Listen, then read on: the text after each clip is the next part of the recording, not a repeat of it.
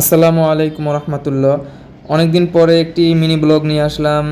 মোটামুটি বেশ কয়েকদিন ধরে ভিডিও করতে পারতেছি না, অফিসের কাজের চাপে। তারপরে মোটামুটি একটু আমি অসুস্থ ছিলাম, এই জন্য আজকে চলে আসছি লতাকাটা বলে এটাকে। আর ওপারে হলো তালতলি, এটা হলো পায়রা নদী। আমার ফ্রেন্ড আসছে, ওর ফ্যামিলি আসছে, আমি আসছি, আমার একটা ছোট ভাই আছে, ও আসছে।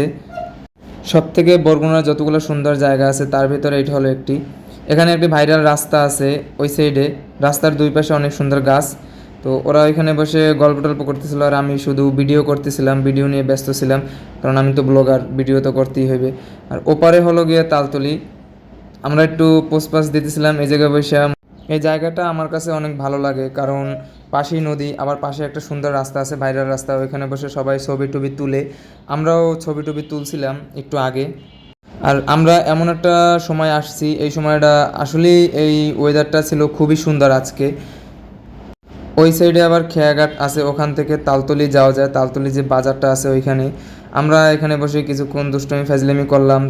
আজকের সময়টা ছিল আসলে অনেক সুন্দর। আমার পিছনে যে রাস্তাটা দেখতেছেন ওইটার কথা আমি বলতেছিলাম একটু আগে। জাস্ট আপনারা ভিউটা দেখেন আজকে যে কতটা সুন্দর।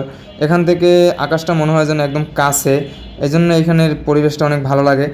ও আমার বন্ধু না, আসলে ও আমার ভাইয়ের মতো, বন্ধু বললে ভুল হবে, ও আমার একটা ফ্যামিলির মতো। ওর সাথে যত দুষ্টমি ফাজলিমি আছে আমি সব সময় করি, ও কখনোই কিছু মনে করে না। ও আমার একটা ভাইয়ের মতো, আমার তো ভাই নেই, ওকেই আমি সব সময় ভাই মনে করি। ওর সাথে সব সময় আমি দুষ্টমি মজা করি, কখনোই কিছু মনে করে না। আসলে এরকম একটা ভাই বন্ধু পাওয়া একটা ভাগ্যের ব্যাপার। আপনারা বরগুনায় যারা এখনও এই লতাকাটা আসেননি, তারা একবার হলেও এখান থেকে ঘুরে যাবেন। এখানে জায়গাটা আসলেই অনেক সুন্দর। আর এখান থেকে খেয়াই ওপার তালতলিও যাওয়া যায়। তালতলি যে পোর্ট আছে, পায়রা বন্দর না কি বলে আমি সঠিক জানি না, ওইখানেও যাওয়া যাবে। এখান থেকেই খেয়া ছাড়ে। নদীতে কয়েকটা জেলে দেখতেছিলাম মাছ ধরতেছিল। তো সন্ধ্যা হয়ে গেছে, এখন বাসায় যাব, আবার নেক্সট একটা ভিডিওতে দেখা হবে। আসসালামু আলাইকুম।